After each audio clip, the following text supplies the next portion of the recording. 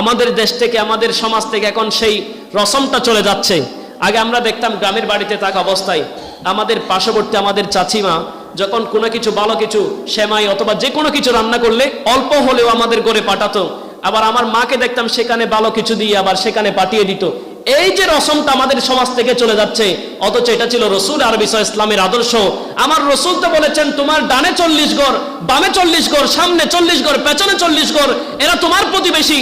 এখান থেকে তুমি খেয়ে পেট ভরে যদি কেউ অনাহারে ঘুমায়, কাল হাসরের ময়দানে তোমাকে অবশ্যই জবাবদিহি করতে। সাহাবীদের একটা আমল রয়েছে, ইজা দাখালা শাহরা শাবানা, যখন মাহে শাবানুল মুআজ্জম মাস চলে আসে, সাহাবীদের আমল হচ্ছে ইনকাব্বু আলাল মাসাহিফ, তারা সমস্ত কাজ বাদ দিয়ে কোরআন, সব সময় কোরআন নিয়ে পড়ে থাকবে, কোরআনুল কারীম তেলাওয়াত করবে, কোরআনুল কারীমের ইবাদতের মধ্যে তারা লিপ্ত থাকবে।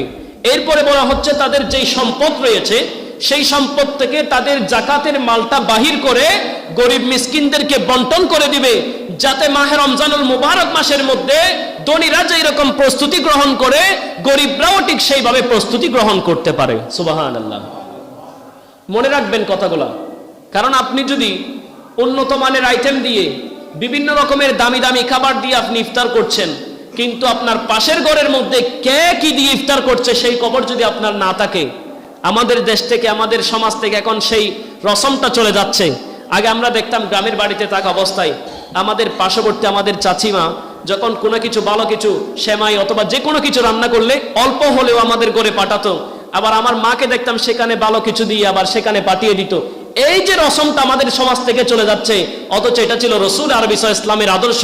আমার রসুল তো বলেছেন তোমার ডানে 40 ঘর, বামে 40 ঘর, সামনে 40 ঘর, পেছনে 40 ঘর, এরা তোমার প্রতিবেশী।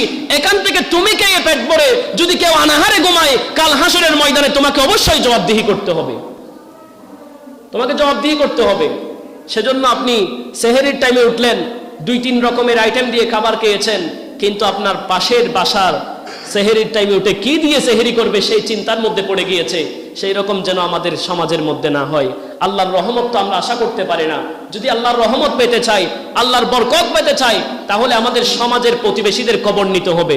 আমি আপনাদের উদ্দেশ্যে বলছি, এখানে ভিডিও হচ্ছে, যারা যারা দেখবেন সবার উদ্দেশ্য হচ্ছে মাহে রমজানুল মুবারক মাস আসার আগে আল্লাহ আমাদেরকে যতটুকু দিয়েছেন, আমাদের নিয়তের মধ্যে এই চিন্তা যদি থাকে, গরিব মিসকিনদেরকে কিছু টাকা এই রমজানের মধ্যে দিব, গরিব মিসকিনদেরকে দান করব, সদকা করব, এবং জাকাতের কিছু সম্পদ আমার কাছে আছে সেই সম্পদগুলো আমি বন্টন করব, এই চিন্তা আমাদের সমাজের মধ্যে যেই মানুষের মাথার মধ্যে আছে এবং নিয়তের মধ্যে রয়েছে, আমি আপনাদের কাছে হাত জোড় করে বলি, আপনারা রমজান আসা